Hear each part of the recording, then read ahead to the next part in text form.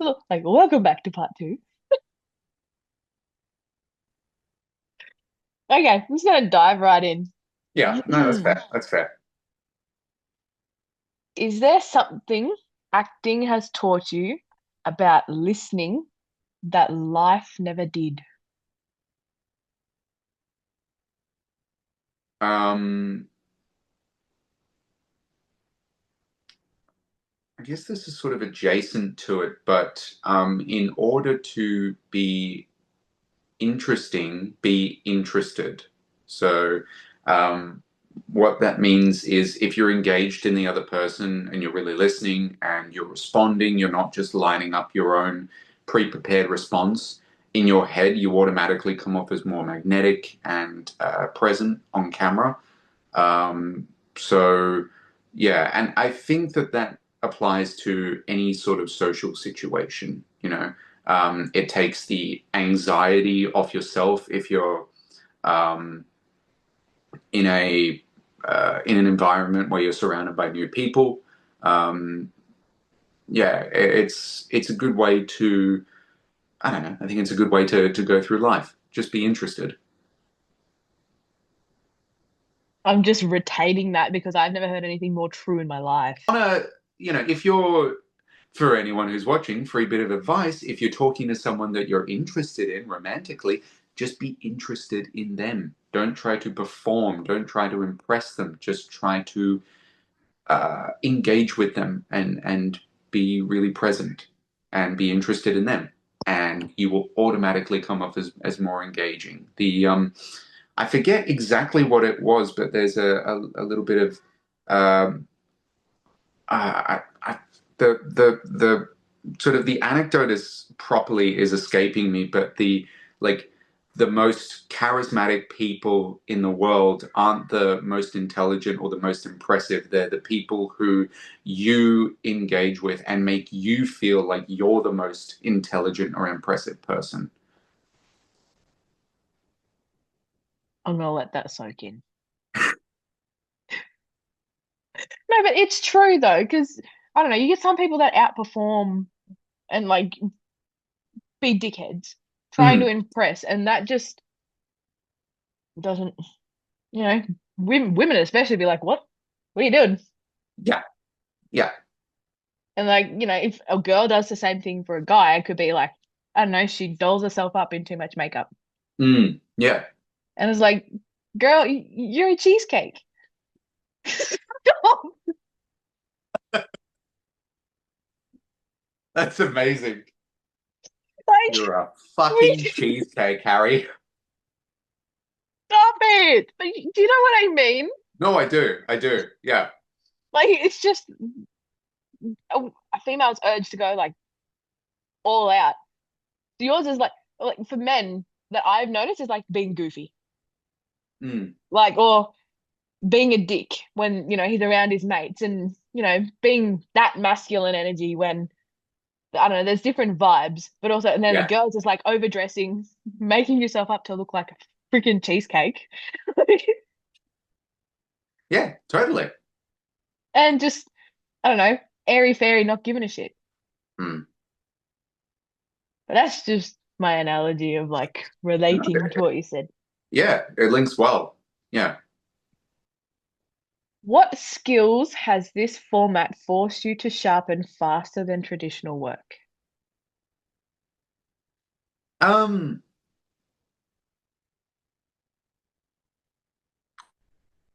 I think just an overall sense of preparedness, um, because everything is so quick, and the volume of work that you're doing is so it can feel overwhelming if it's your first vertical, and especially if you're doing a lead, especially if you're doing a female lead, it's just the amount of work that you've got ahead of you is unbelievable.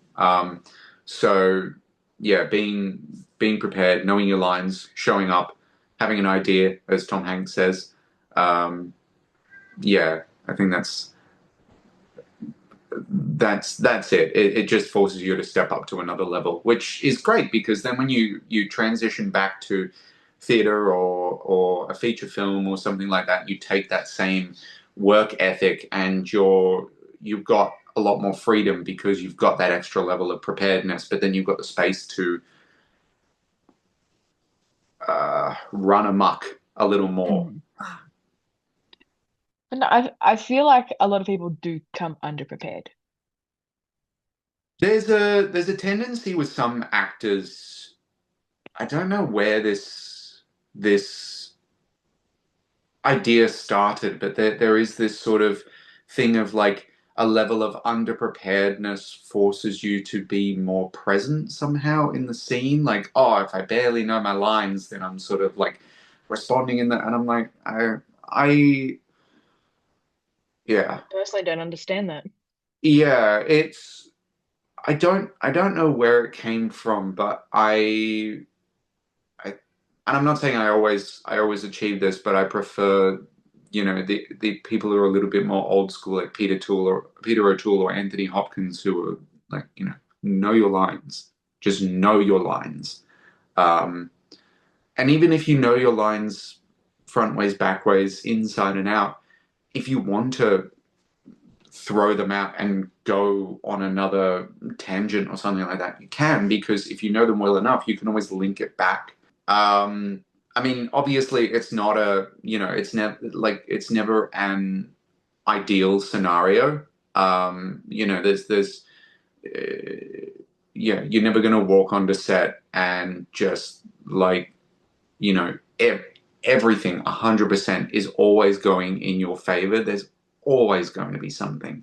So, um, yeah, I don't know. Just removing any obstacles that you have direct control over, I think just helps you and helps your castmates out, because there's nothing more frustrating than working opposite an actor who doesn't have his lines down and is just struggling through the scene. Um, yeah, and sometimes there's good reasons for that, and sometimes there aren't. So there, there's this sort of truism that is around that there are no small roles, only small actors, and that's bullshit. Because I've done some pretty small roles, and I can tell you, it's like no matter the level of performance that you give, no one's going to care that you were in a boardroom scene and you said, "Yeah, that's a good point, boss," and then like the camera cuts away and never sees you again. The whole like making the first 10 episodes engaging enough that people will um yeah, and I've seen that on sets as well. It's quite interesting because you'll have more time dedicated to filming the first 10 or whatever the freemium episodes, because that's the hook. You get people to pay, and then like you know the the the rest of it, whether the plot is good or whatnot, there's less time given to those later scenes. So yeah. And what do you feel that like other actors in that, or like, speaking for yourself as well, do you feel like you guys put more energy into those, or is it like one level of energy throughout, like the No, whole of filming? I don't think. I think it's more a studio mandate that like the head producers and the director know, okay, the studio wants something impressive for these first 10 episodes. That's why you'll always see, like if there's something big and flashy happening, a helicopter or a horse ride or something, a lot of it will happen in the first 10 episodes. Big battle, whatever. Yeah. And then, yeah, it's an interesting way to do things, because you normally will have, like for Lord of the Rings, have you seen the Lord of the Rings movies? No. Okay. In the second Sorry. movie, they've got a. Oh, okay. The next time we talk. um, No part three then? Not until. Oh no, uh, don't. I'll clip that and I'll send it to Eric. please do. Um, but my point was going to be that in the second movie they've got a battle called the Battle of Helm's Deep, and they spent 4 months doing night shoots filming this one battle. Um, like Bruh. yeah, and that's obviously towards the end of the middle movie. So yeah, it's I don't know. I mean, I guess I've known about it and I've known about the structure. I never talked to someone about it in detail and thought about it, but it's an interesting sort of requirement of the scripts, really. That Like, you do need you feel that you like need that. their attention is more like focused like on the first 10 and then they're more like relaxed about the rest of the script? Like you have to Um, like pretty much stick to script for yeah, like the first 10 and yeah. then like the rest of it like you can like add things here like improv here or I don't know. Um, I don't think that for the most part, I don't think that they're sort of rigidly inflexible with, what happens or what people bring to the table or ideas or something like that, but they definitely have their finger on the pulse of what happens a little bit more, and they expect um, more care to be taken, which it only makes business sense, really, if you think about it. Yeah, so it's very interesting that, and I wonder whether there'll be any changes with that. I don't see the business model changing because there's no incentive. Why fix a broken whatever? Why fix something that ain't broke? Exactly. Um, yeah, but I don't know. I just got you thinking.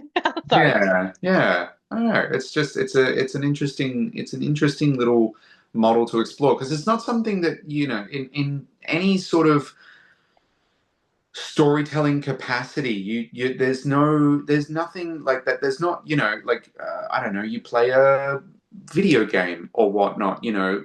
Generally for the most part, especially good video games, your first boss battle isn't going to be the most exciting and most epic out of all of the boss battles. If you pick up whatever novel that you're reading, like the first 20% of the book isn't going to be the necessarily the best or the most exciting part or the most well Well, thought out. it's got to have a little bit of a hook at the beginning to like to make you want to read. But Totally. like yeah, like a video game. Like for me personally, I feel like video games like, your first boss fight is like sort of easy to make you go, "Oh, I can do that again. Keep going." Yeah, exactly. Exactly. Um, yeah. And not to say like, that they don't put any effort into the rest of filming, but I've seen them take more time More and care. Yeah. spend more time percentage wise in terms of what's being filmed, and use more equipment, do more interesting camera techniques on those first um, uh, episodes. That's good. That's the first time I've ever like talked about that. It's got me like really like my cogs turning. Yeah, me Like, too. Me too. Like in depth. So it's I don't know. It's just cool. It's an interesting thing to explore. Yeah, why, thank you. We had you're this first welcome. Thank conversation you. together. Now it's probably like questions that you've already been asked before. Oh, let's go. Hit me Okay, with it. I'll do this one then. When you watch yourself back on the monitor, what are you really looking for? Um,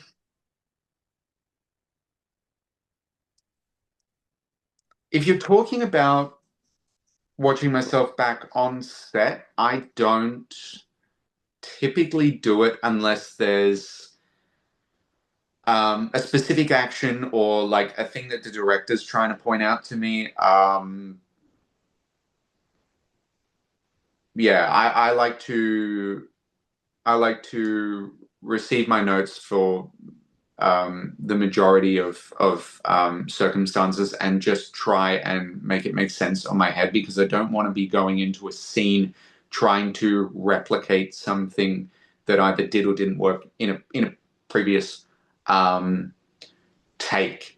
If you did it like this but changed this, have a look here. Like yeah, because you're not then in the scene engaging with the other person and the real moments that are happening. You're trying to craft out something in that's already been predetermined, and I don't really want to do that.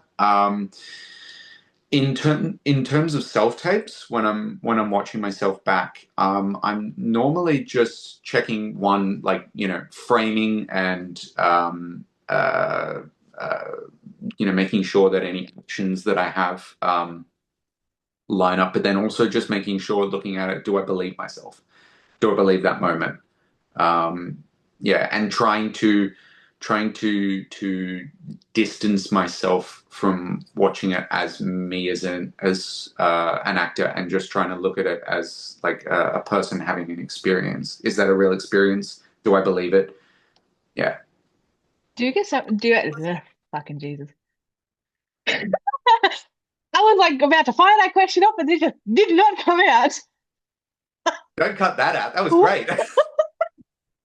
was that? I don't know.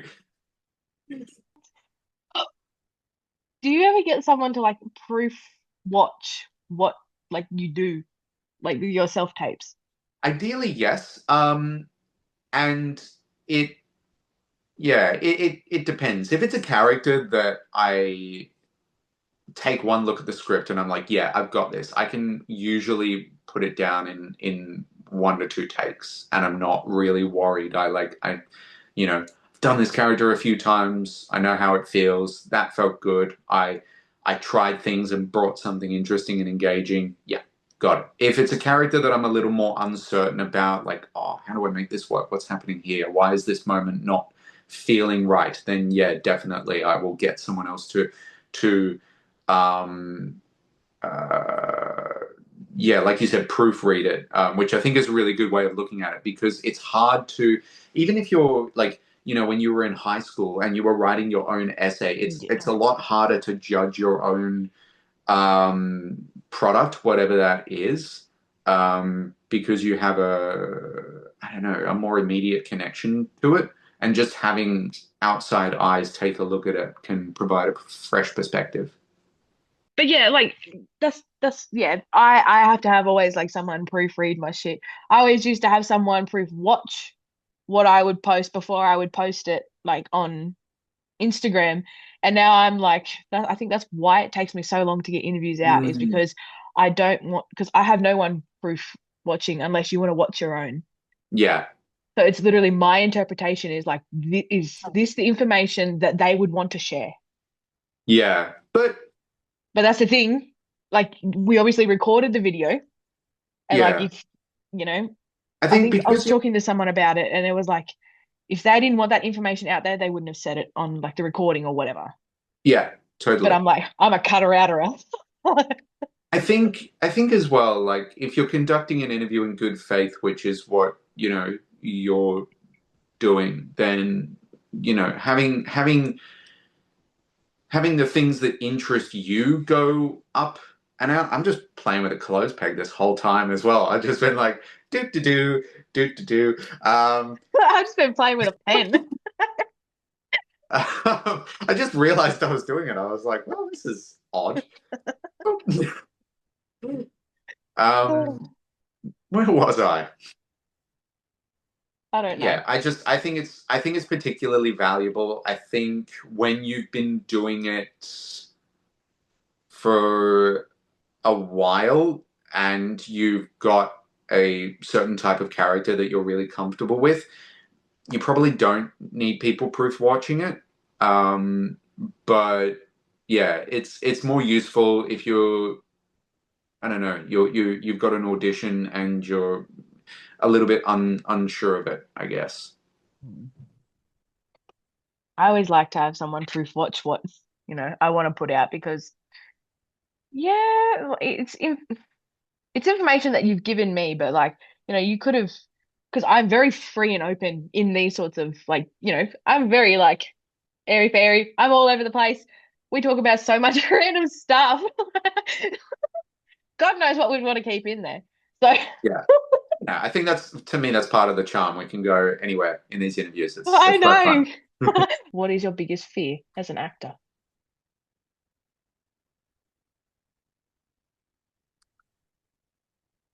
I have this this very unhealthy relationship to not working. Um, it's like if I don't have a script in my backpack that I can pull out and I can just thumb through and a character that I can think about, it's like a constant itch in the back of my brain that will not go away. I lose sleep some nights. It's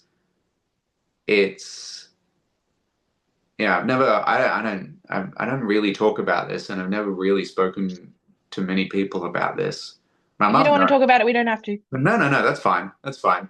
It just I don't, no, no, no. I feel bad. I'm so it sorry. hasn't come up. My mum knows this about me, and when I was younger, uh, like it's specifically like uh, the the um summer holidays from drama school because they were so long. I think it was like we would go from like November to February without doing anything.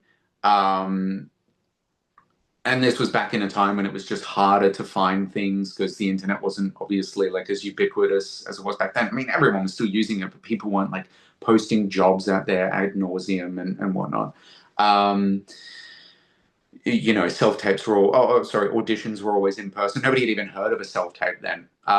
So, it was harder to find work. And so, I'd be bereft of a story and people are like, oh, just you go and read a play with your friends. And it's like, it's not about that. It's about the collaborative act of making something. Um, yeah. So, um, it's not, I guess that sort of, an extended period of that for me is quite frustrating. I've been lucky for a long while to not be in a position where that has been a thing. Um, so yeah, but I'm well aware that that is a tendency that I have. Thank you for sharing that. Like, you really didn't have to, like, didn't want to. It's just, I don't know, it was just a general question. Like, I hope I didn't pressure you into answering that. No, no, no, that's all right. I just wanted to, I didn't want to pull out. So, so forgetting my lines is the, Oh, biggest fear. It's like some of the best moments can have where an actor forgets his lines and does something. So, you know, no, thank you for sharing that with me. it's all right. Thank you for letting me share it. Of course. This is a free and open platform. Let me know if this one you don't want to answer it. Have you ever been afraid to show a particular emotion on camera? Not really. No, I don't think so. Yeah, no. When I was in drama school, we did the primary methodology that was taught in that drama school is Eric Morris. Um, it's very famous for the um, primary thing that it focuses on for actors is emotion and emotional reality. For the first year, that we barely did any acting. It was all like emotion based exercises. Like there's one I can still remember. There was one day where we were all given a really specific emotional exercise from Eric Morris's library, and we had to do it in front of the class. So there was one woman who had like a, I can't remember exactly what it was, but it was like a vulnerability exercise. She had to get up and she had to stand there and say, it was something like, I'm a little girl, please help me, or something like that. And like it was like a full-on emotional breakdown with that. I think I can't remember what mine was, but mine was something. It was.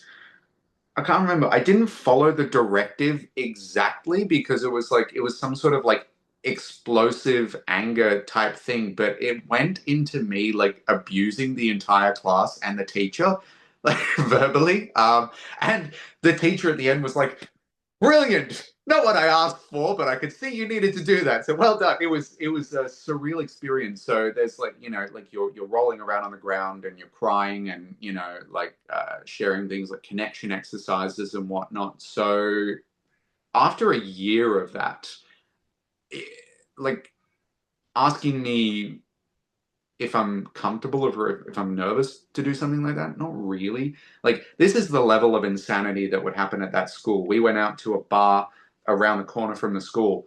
And it didn't look like a drama school. It was a building that's opposite Central Station in Sydney, and it just looks like an old church, which is what it used to be.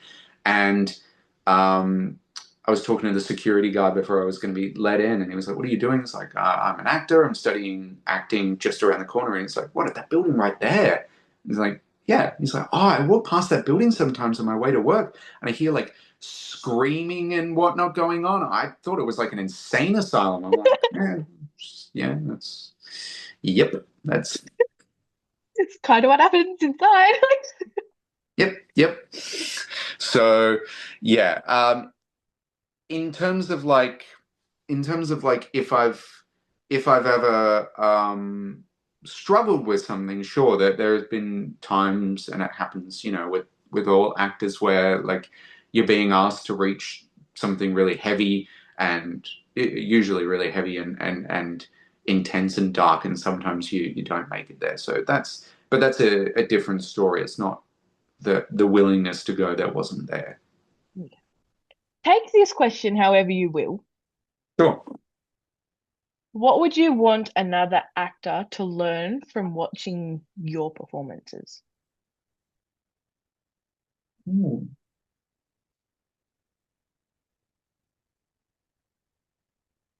Um, Or is there something that you would want another actor to learn from your performances? when you have an understanding of story and character and your character's role in the story, don't be afraid to try anything. No matter what impulse you have, just give it a go. Um, it's something that I internalized from watching Jack Nicholson talk about it, where he said that whatever impulse you have in a scene, it doesn't matter whether it's you feel like it's right or wrong, just try it. And if it doesn't work, go for take two. You know, when you have like your direction of the scene, has Yeah. anyone ever like yelled cut or like change asked you to change how you would? Yeah, totally. I mean, all the time. I think part of it is the nature of the time restraints being on vertical sets specifically. Mhm. But every director's got their own directing Vision. style. So yeah, and in terms of if anyone's asked me to change anything, yeah, totally. I've been on sets and some of the smaller characters that I played. When you play a a character that's not one of the main characters, you're like a guest performer. Sometimes you don't end up going into table read for whatever reason, or you've been cast after um, uh, production started rolling. As an example, like I don't know if you've seen Eris blacklisted her husband. I think I have, yeah. Yeah, with Alex and Alessia Harris and CJ. Yeah. Yeah. So I was in that. I was on there for 3 days, and I was cast pretty late into the game, and so it wasn't a big role, but it was quite pivotal to how the story unfolds. And my first scene was my biggest scene, and I was playing a hitman for anyone who hasn't seen it, and I'm a big fan of the movie The Iceman with Michael Shannon, where he plays a real life hitman called Richard Kuklinski. He killed over 200 people for the mob back in the 70s, and he had a wife, a child. For all intents and purposes, came over as like a really quiet, stoic man, but like, nice family man. And then it was revealed that, he'd been a mob executioner for 20 years. Um, and I watched some interviews of the real Richard Kuklinski, and it was chilling how calm and how matter of fact he was about everything that he talked about. They asked him questions about the murders, about his work, and the only time he ever showed a hint of emotion was when he talked about the fact that he thought he hurt his wife and kids, but he never regretted any of the murders. He never regretted anything that he did. It was scary to watch. And so I wanted to bring that to the character. I wanted to play with that idea of this sort of guy who doesn't feel things and just has like an emptiness within him. And we were doing the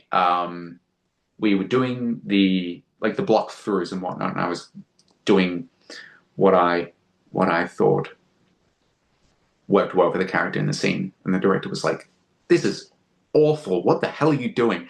And it was like, and and so, and he was like, "Look, dude, he's like this, all right. He's enjoying the torture. He's getting off on this. He's a sadist and a masochist. Like this isn't a bother for him. He's not taking this personally. He's having fun here." Like, oh, okay, cool. Threw everything out, and played with the directions that he gave me. And afterwards, he commented, because I posted that clip a little while ago because I had to take it off my show reel. This was a bit old, and he was like, that was one of his favorite scenes that he's directed in a vertical.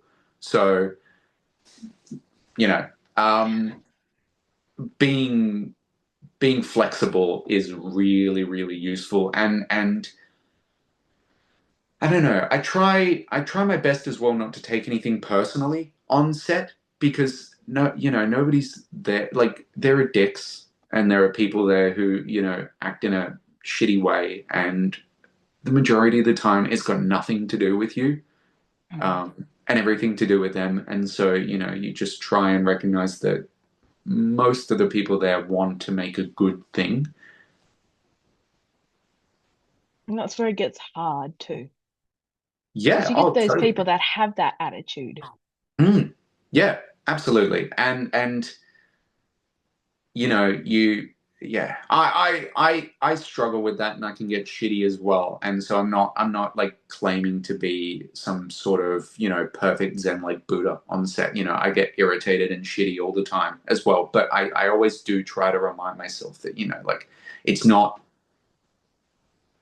they've got things going on with them that like would probably horrify and upset you if you learned like what was actually going on in their lives. Seriously, Yeah. like family drama, like um, like spousal marital problems, whatever. So yeah. This conversation just got real. Is there anything you want anybody to know about you or your work?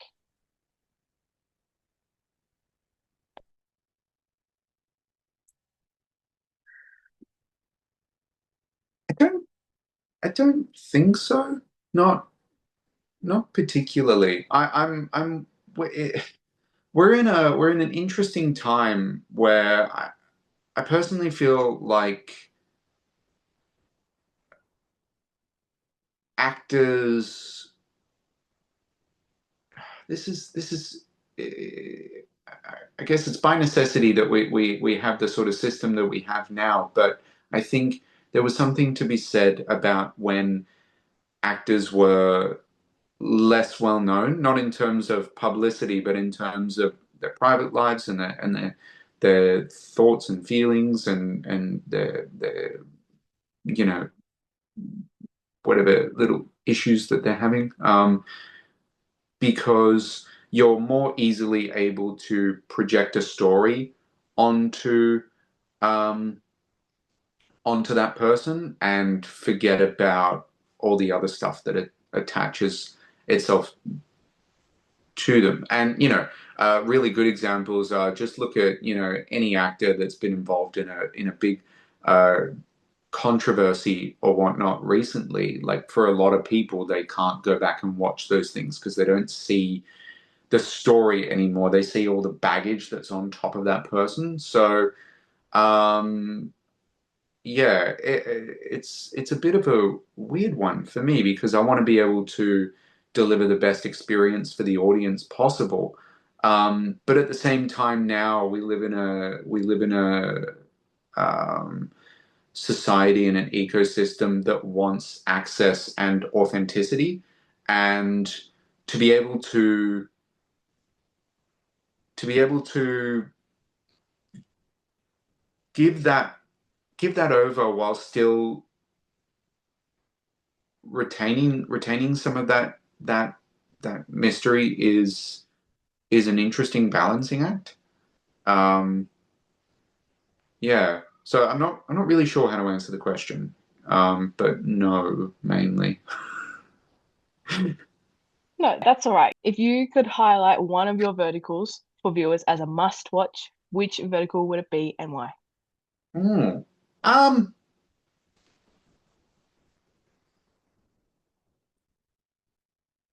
Oh, I'm gonna pick two just to be annoying.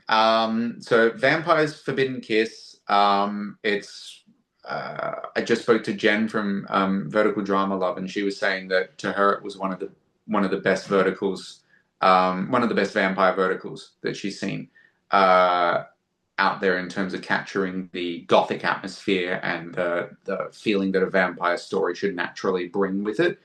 Um, and I had a blast playing the villain in that. And then the uh, other one would be Cinderella's Royal Secret. It was one of the other characters that I've become the most invested with and had the most fun with. Great team with it too. So those two. I watched a scene the other day from it, and you were hiding under the table. I lost my shit. I was like, I remember that. I remember that was one of the most funniest scenes that I watched.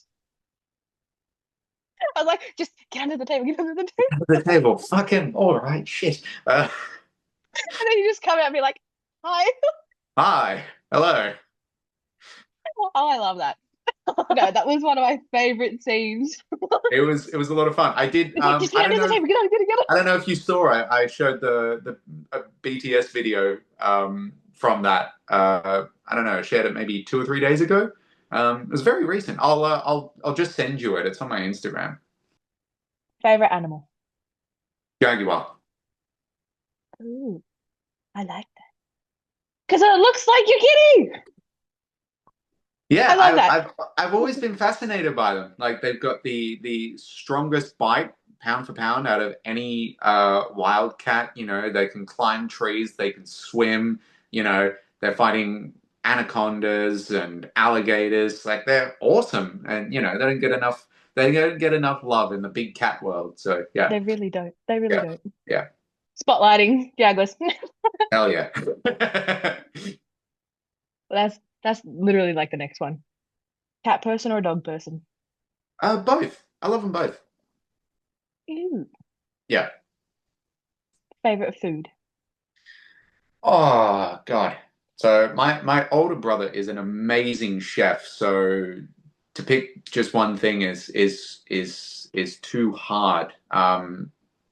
Yeah, I love almost anything. Middle Eastern food, Korean food, Mexican food, Thai food, like all of it, all of it. If you were to choose one, I need to put it on a poster. Oh God. Okay. Favorite food. Favorite food. Uh. Uh. Could be a dessert. Mine's cheesecake. Korean. cheesecake is pretty damn good. Um, can I say? Oh, that's not even a food. Okay, beef bulgogi. What? It's a Korean dish. It's like thin sliced marinated beef that you usually have with like rice and veggies, kimchi and like sometimes a fried egg on top. It's delicious. If you look up like if you want images, go oh God, how do I say it? Like a bibimbap. It's like the stone bowls that have the meat and the rice and the egg on top. A what? A bibimbap. Yeah, I'll send you the so you can find it. Yeah. I'm gonna need that. Oh goodness. Favorite color. Favorite color, green. Yes! I'm starting my own green fan club. Like, Hell yeah. Go green. Go green. out of, I think I've talked to like, what, 53 of you now? At least 40 of you have said green. I love it. I love it. Nice. I'm like, I'm gonna be the leader of this green fan club. Hell I yeah. love it. I love it. Dream country to visit. Dream country to visit. Door Yeah. just opened. Yeah, I know. That was the cat. That was the cat. He's just hello. He would not be quiet in the other room, so now he's got free reign of the house. I Hmm. love that. Dream country to visit. Oh, actually, yeah, easy. Spain. Why Spain? The culture, the food, the people, the history. Even before I started to get interested in Spain as a country, like and actually properly research it, I don't know. I've just always had a fascination with Spain for some reason. It's just something that's kind of drawn me for a while. That's cool. So I don't know if I've asked any more of these questions or not. Because I remember asking you for your favorite song. I can't. Oh, yeah, Yeah, I did. So I'll leave it in there for continuity. cool, cool. Okay. Favorite season. Favorite season? Um, Spring. Hmm. I was gonna say we're Aussie. We hate summer. Yeah, no, I do not like summer. No, summer's too much. I'll Yeah. tell you, I'll tell you what though, like Australian summers are bad, but if you go to like sort of, Malaysia or Vietnam or Singapore, those places where they have 100% humidity for days on end, Yeah. is it's like another level. It's awful. And I love those countries, but that humidity, I can't stand high humidity. Yeah. That's horrendous. Yeah. Yeah. It's like, no matter how much sunscreen you wear out here, you're gonna burn. Yeah, and you feel it. You feel that like Oh yeah. yeah, you feel like a bit of crispy pork, like your skin just like Yes. Yes. It's like you can feel the sunscreen cooking on your skin. yeah. Yeah. Oh. It's like it's the oil, like how you spray, like so spray Yeah, something down yeah, with the spray exactly. oil. That's literally what it is. You're just getting ready to cook. Oh God. Oh, I love that. If nobody knew that you had a cat, anyone would think your fucking house is haunted. Like, Yeah. He does this thing, so I just decided to leave the door ajar so he doesn't meow, but he'll like if you leave the door ajar, he'll hook his little paw in and around and then just I love that. I love that so much. Oh, Jesus Christ. Favorite actor. My favorite actor is Johnny Depp. Oh man, I agree. I agree. Yeah. Mm-hmm. Yeah. What is your favorite movie? One of his then? No. Um, so I decided, I think I mentioned this in part one maybe, but I decided I wanted to be an actor when I was watching Pirates of the Caribbean 2. But no, my favorite movie, and even though it's technically three movies, I can justify why it's one movie, is The Lord of the I think Rings. I think we did talk about that. Yeah, yeah. I probably should have watched part one all the way. What? Like no, the part one of our interview all the way through. Oh, I right. think I got. Oh, I thought you meant Lord of the Rings. I was like, you stopped watching Lord of the Rings. Ooh, I have I have not started a Lord of the Rings movie. I'm so sorry. You should be. I'm so sorry.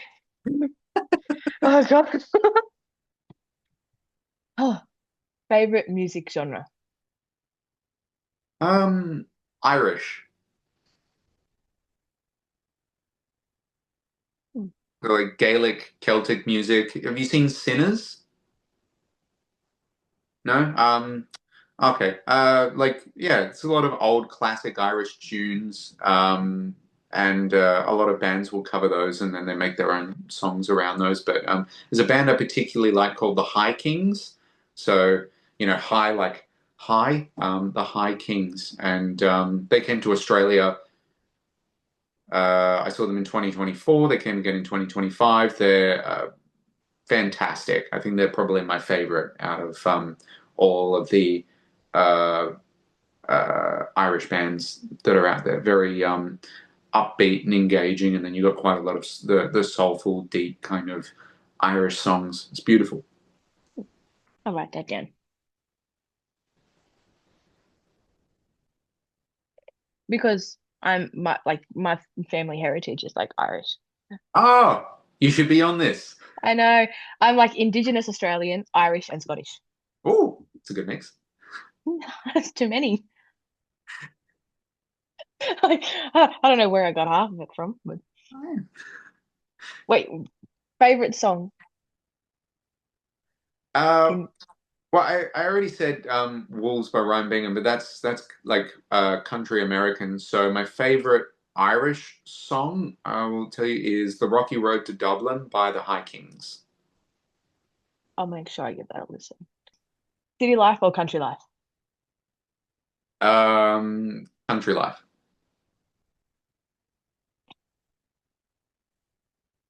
Biggest pet peeve.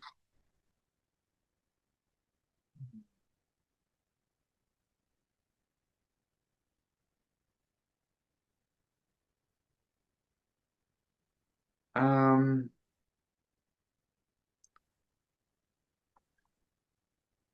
Biggest pet peeve. Right now, my biggest pet peeve is that it seems like nowadays you can just fucking lie on social media and somehow it's fine.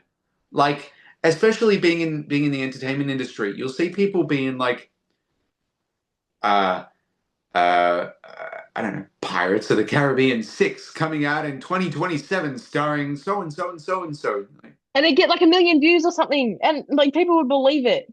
that's not happening. Like, I wish it was happening. yeah, I don't. We only needed three of those. That was it. That's it. Same with Indiana Jones. There are three of Oh those yeah, yeah, movies. yeah. Indiana Jones can stay like that. Yeah, We yeah. need my personal opinion, we need more Harry Potter, but Well, we're getting more Harry Potter. I know, I'm excited. And I yet love that. he still hasn't seen the Lord of the Rings movies. Gosh, I'm so sorry. I'm so sorry. I'm just gonna make a compilation of you like flame roasting me about Lord of the Rings. Oh no. Oh. Name three things you can't live without. Three things I can't live without.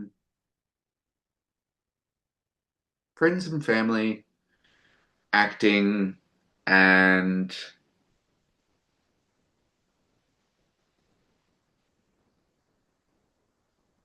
calisthenics. Again, I think I answered this question before, I feel like. No, you've answered like we talked about calisthenics in the last one. Yeah, yeah. Okay. Well, yeah, those those three. I think it calisthenics keeps me grounded, um, lets me, get rid of some of my excess energy. Friends and family, because what's life without that? And acting because that's the thing that brings me joy and enables me to achieve a flow state and yeah, it is the thing that I would rather be doing above anything else. It's beautiful. Thank you. Mm. But I have nothing to say on that because it's not my life. I can't comment on it. Like I have no, but no. Shut up, Maddie. The door. That door's gonna get me. Ah, shit. I'm sorry. You can see the cat. He was back. He's like, how dare you? He's probably going to come and just open the door now. Hey, I was just gonna like annoy. All right. Your cat is a character, man. he is. He is a character. I love it. Oh, this is my last out of all my questions. This is the last one. Woo woo. Describe yourself in 5 words or less, one sentence. Tell me a song, a poem. I don't care. Describe yourself.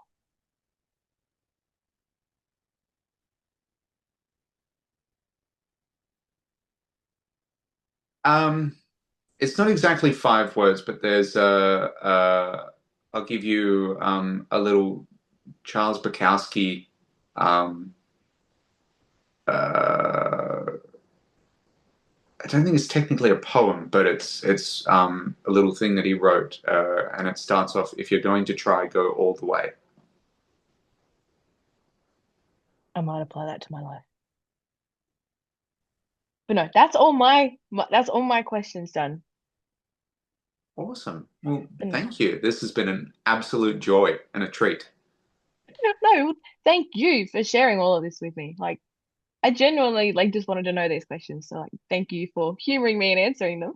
Of course.